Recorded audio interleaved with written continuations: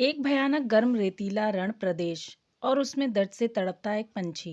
तेज गर्मी के कारण इस पंछी के पर जल चुके थे। ना वह उड़ पा रहा था, ना अपने लिए शिकार कर पा रहा था। दर्द में कुछ भी बड़बड़ा रहा था।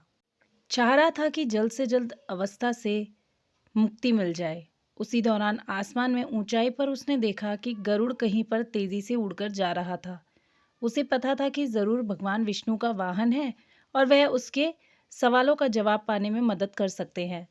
उसने उड़ते हुए गरुड़ को तेज आवाज लगाई और अपने पास बुलाया। चमत्कारी गरुड़ इतनी ऊंचाई पर होते हुए भी धरती की हर एक छोटी से छोटी आवाज को साफ साफ सुन सकता था। इस दर्द में करा रहे पंछी की आवाज भी उसने सुन ली। गरुड़ उस पंछी के पास गया और पूछा कि उसने क्यों पुकारा। पंछी ने पहले से पूछा कि वह कहाँ जा रहे हैं। गरुड़ ने बताया कि वह स्वर्ग लोक जा रहे हैं। किसी काम के लिए धरती पर आया था, वह पूरा करके वापस लौट रहा है। पंछी ने अपने दर्दनाक परिस्थिति बयां करते हुए कहा, मैं गलती से दिशा भूल होने की वजह से इस गर्म रेतीले प्रदेश में जा पहुंचा और मेरी यह हालत हो चुकी है। अगर दया करके आप स्वर्गलोक से यह पता कर पाएं कि मेरी हालत कैसे सुधरेगी तो बहुत मेहरबानी होगी। उस पंछी की विनती सुनकर गरुड़ वहां से स्वर्गलोक जाने के लिए निकल पड़ा। गरुड़ स्वर्गलोक जैसे ही पहुंचा तो स्वर्गलोक के दरवाजे पर उसने देवदूतों को खड़े पाया। देवदूतों को देखकर गरुड़ को उस पंछी के सवाल याद आए। तो गरुड़ ने सोचा कि देवदूत भी इन सवालों का जवाब दे सकते हैं, इसलिए वह उनके पास गया।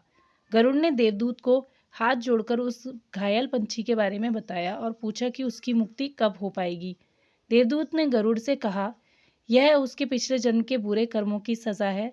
वह बड़ा ही क्रूर व्यक्ति था और उसने कई पाप किए थे और उन्हीं पापों की सजा वह इस जन्म में पा रहा है और यह सजा तकरीबन 7 साल लंबी है। देवदूत की बात सुनकर गरुड़ को उस पंछी पर और ज्यादा दया आने लगी, क्योंकि गरुड़ ने उसकी हालत देखी थी। तो गरुड़ ने देवदूत से कहा कि भगवान कोई तो रास्ता होगा कि उसको थोड़ी राहत मिल सके। गरुड़ की विनती करने पर देवदूत ने उससे कहा कि हाँ, एक मंत्र है जिसको बार बार दोहराने से उसकी हालत में सुधार हो जाएगा। वह मंत्र है, भगवान तेरा शुक्र है।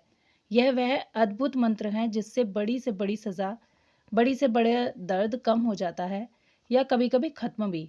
गरुड़ इस मंत्र को लेकर उसी पंछी के पास लौटा और उसे देवदूत से हुई सारी बात बताई और वह मंत्र भी दिया और वहां से चला गया। 7 दिनों बाद फिर से गरुड़ को किसी काम से धरती पर आना हुआ और उसी रास्ते से वह गुजर रहा था। तो गरुड़ ये देखकर अचंभित था कि पहले जो पंछी मरने की हालत में था उसके अब नए अंग पंख निकल आए थे। वह जहाँ रह रहा था वहां पर नई नई झाड़ियां उग निकली थीं और उसके नजदीक ही एक छोटा सा तालाब बन चुका था।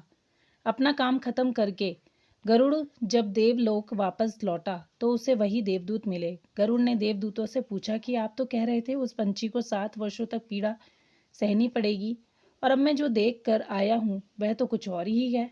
देवदूत ने गरुड़ से कहा कि वह उसी मंत्र का परिणाम है जो पहले मैंने तुमको दिया था और तुमने उस पंछी को। तुम्हारे मंत्र देने के बाद वह दिन रात उसी मंत्र को बोलता रहता। जब उसे तकलीफ होती तब भी वह मंत्र बोलता, जब उड़ने की कोशिश करता और गिर जाता तब भी वही मंत्र बोलता, जब उसे भूख लगती तब भी वह वही मंत्र बोलता।